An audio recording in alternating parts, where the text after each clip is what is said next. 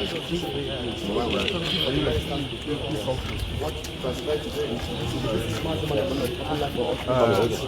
morning, sir. Yeah, good morning. We understand that the court has granted now we can request to an external medical center. Well, yes, that's quite a surprising ruling today. We were served all of a sudden, as a matter of surprise, an ambush with the medical report which the court ordered the Nigerian Medical Association to submit since 26th September.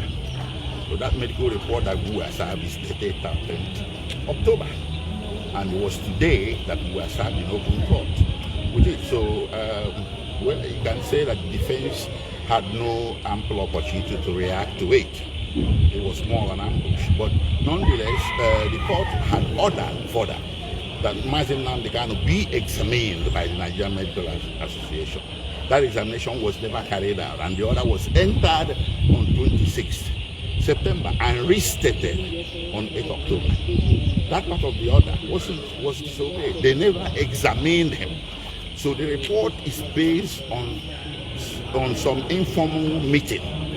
They held Mazi Nnamdi Kanu as far back as 18th September at the DSS headquarters in Abuja. They were invited to do that by the DSS. The court and the DSS are not the same.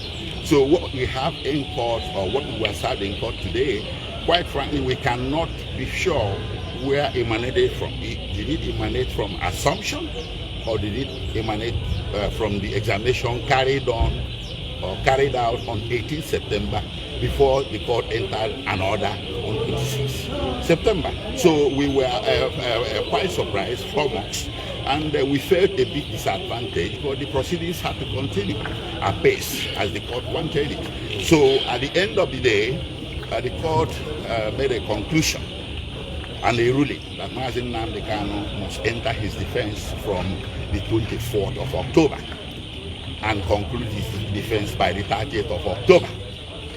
So basically, it's a 6-day trial window that we're looking at there. So how fit is the defense now?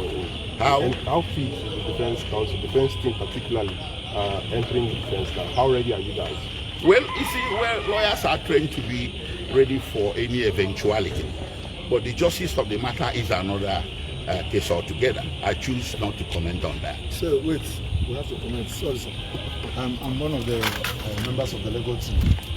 This is a public document. 10 brought in by the medical council through the prosecution. So they serve us this thing today. And if you watch there in this particular medical report, you can see all the ailments they say that Mazi Nnamdi Kanu is suffering from. And surprisingly, somebody that has all these particular issues, you now, in the last paragraph, to say that from your own distance, you can stand trial. Somebody that is passing through all these ailments. Having said that, too, go to make a consequential order. Say, please, go and examine him and report back to me.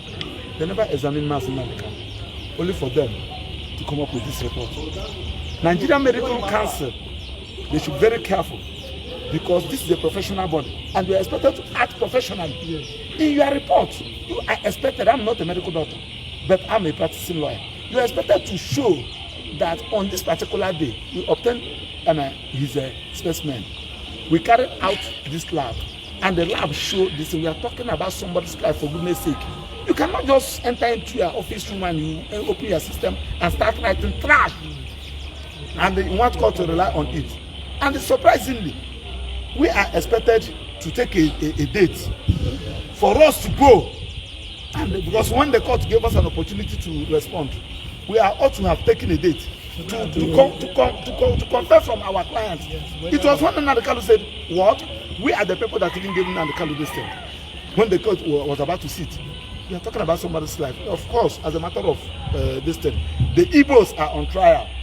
This is a war against the Igbos. Of course, you are here when the president ordered the police and the army to go and negotiate and have a discussion with the terrorists and the non-bandits in this town with their arms. And somebody that is exercising his right as given to him by the constitution, both local and international legislations, and you say that he should enter trial. Trial for what? What is it trial? What are you trying for? Do you have even jurisdiction? Does the court have jurisdiction to entertain this particular matter? Somebody that has been discharged by court of appeal. So we don't want to go into that. This is a trial again. These Igbos are on trial. This is a persecution, not a prosecution. And I stand by it. And I'm calling the entire Nigerians. It's the Igbos and the Nnamdi Kanu today. It can be another person tomorrow, and we should stand against it. That's why we are protesting. Why should we be treating a human being like this? Simply because the offense Nnamdi Kanu committed is because he's an Igbo man. Can you do it somebody from the north? Can you do it somebody from the west? You cannot. People have been agitating. Son has been going around agitating for Republic of Oduduwa. Have you arrested him? The answer is no, because Nnamdi Kanu is an Igbo, and he said that nobody can speak with him for him, and we are saying no to that. We can never be intimidated. Nobody is more Nigerian than anybody. Nobody is a second-class citizen in this country, and we are going to fight it. I'm begging judiciary not allow yourself to be used. They know what they are doing. Are you telling me that it was on the 13th? Court gave you 2 weeks. After 2 weeks, you now produce the document on the 13th, and you kept it with you. You do not allow us to go and see our client with it, only for you to serve us 5 minutes before court is sitting, and you ask us to respond. Is this injustice or injustice, for goodness sake? We should call evil, and when you call evil, it will stop existing. That is our submission. When there was no evaluation, you come up with